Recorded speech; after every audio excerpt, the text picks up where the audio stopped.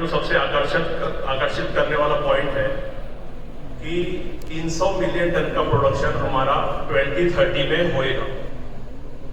तो आप अंदाजा लगा सकते हैं जो हम अभी सिर्फ 150 मिलियन टन के आसपास हैं। स्टील में आप जानते हैं दो कैटेगरी है, प्राइमरी स्टील और सेकेंडरी स्टील। प्राइमरी स्टील करीब 50% प्रोडक्शन करता है, सेकेंडरी स्टील 50% प्रोडक्शन करता है। प्राइमरी स्टील के पास अपनी खदानें हैं, अपना कोयला है, अपना लिक्विडिटी है, बड़े बड़े प्लांट हैं, तो वो तो अपना टारगेट अचीव कर लेंगे मुझे लगता है 2030 में।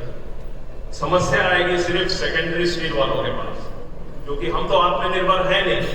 सेकेंडरी स्टील के पास ना अपनी खदान है, ना कोयला है, ना कोई आयरन ओर का अरेंजमेंट है। हम किसके भरोसे हैं?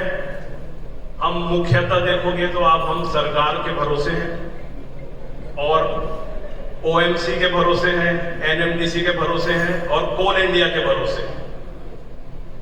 अगर ये तीनों पीएसयू हमको सेकेंडरी स्टील वालों को मदद करेंगे और उनको प्रॉपर अरेंजमेंट, उनका रॉ मटेरियल की व्यवस्था करेंगे, तो निश्चित हम भी सेकेंडरी स्टील वाले भी 2030 तक अपना टारगेट अचीव कर लेंगे, अपना प्रोडक्शन डबल कर लेंगे।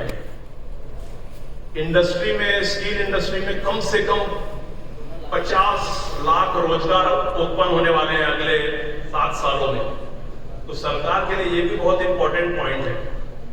इतना रोजगार और 2 लाख करोड़ से ऊपर का इन्वेस्टमेंट होगा, तो हम सब अंदाजा लगा सकते हैं कि हमारा इंडिया अगर ऐसे ही शाइनिंग इंडिया रहा, ऐसे ही इंडिया में तरक्की होती रही, ऐसे पूरे विश्व में नाम होता रहा, तो इंडिया भी जरूर इस कदम में आगे बढ़ेगा। सिर्फ हमें जरूरत है रॉ मटेरियल की। तो मैं वही मंत्री जी के ध्यान में लाना चाहूंगा आज की, अगर छोटे इंडस्ट्रियों का रॉ मटेरियल की व्यवस्था कुछ ना कुछ सरकारी तौर पर कुछ उनको एडवांटेज दें।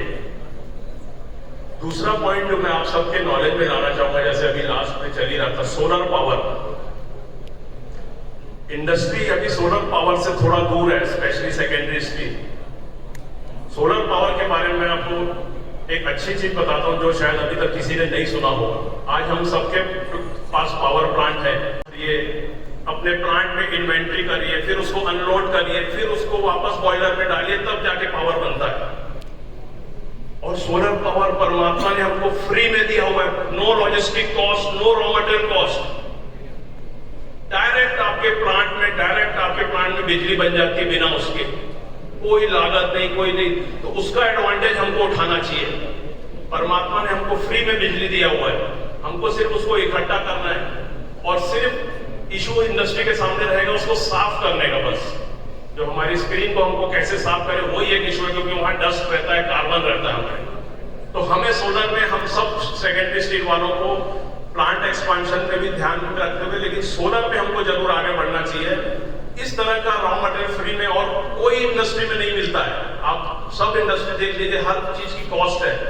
सिर्फ परमात्मा सोलर की पावर की रॉ मटेरियल हमको फ्री में देता है, विदाउट एनी लॉजिस्टिक कॉस्ट।